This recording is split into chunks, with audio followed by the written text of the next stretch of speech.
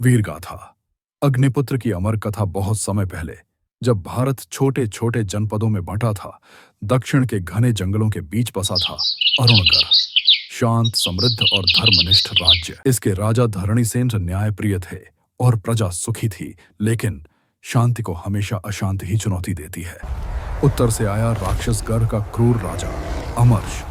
उसका उद्देश्य केवल राज्य पर अधिकार नहीं था, बल्कि एक भविष्यवाणी को नष्ट करना था। जब अग्निपुत्र जागेगा, अधर्म की जड़ें जलकर भस्म हो जाएंगी। नायक का प्रारंभ। अरुणगढ़ के एक गांव में रहता था वीर, एक साधारण लकड़हारा, अनाथ, लेकिन आत्मा में तेज। जब गांव पर अत्याचार हुआ, जब जंगल में शेर आया, वीर सबसे पहले खड़ा हुआ।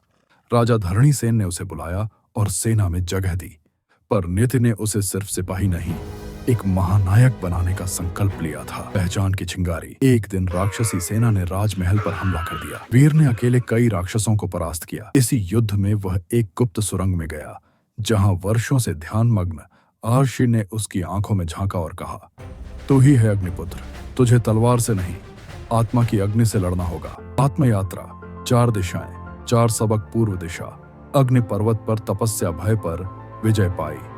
दक्षिण दिशा, अंधी रानी की सेवा, करुणा और समर्पण सीखा।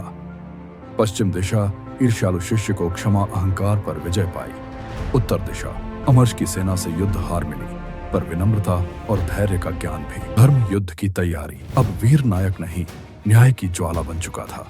वह अमरश के किले की ओर चला। उसके पीछे थी पूरी अरुणगढ़ की प्रजा, उसके साहस से प्रेरित। अमरश ने अपनी पूरी राक्षसी सेना, काले जादू और छल की शक्ति लगा दी, पर वीर, उसकी आंखों में अब भय नहीं था, सिर्फ एक दीप जल रहा था, धर्म का। संघर्ष का चरम। जब युद्ध अपने अंतिम पड़ाव पर पहुंचा, अमरश ने छल से वार किया।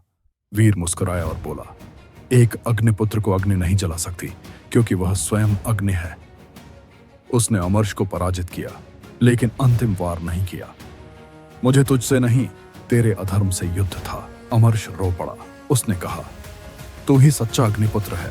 तूने अधर्म को जलाया, पर दया नहीं छोड़ी। अंत और विरासत। रणभूमि शांत हुई। प्रजा ने वीर से आग्रह किया, राजा बन जाओ, पर वीर ने कहा, मैं राजा नहीं, रक्षक हूं। मेरा सिंहासन लोगों के दिलों में है।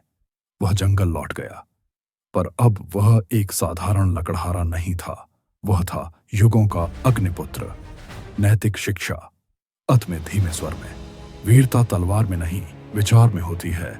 सच्चा योद्धा वही है जो खुद के भीतर के राक्षसों से लड़ता है और दूसरों के लिए दया का दीप जलाता है। जब अधर्म का अंधकार घना हो, तब एक अग्निपुत्र ही प्रकाश बनता है। वह अकेला उठता है और युगों को बदल देता है।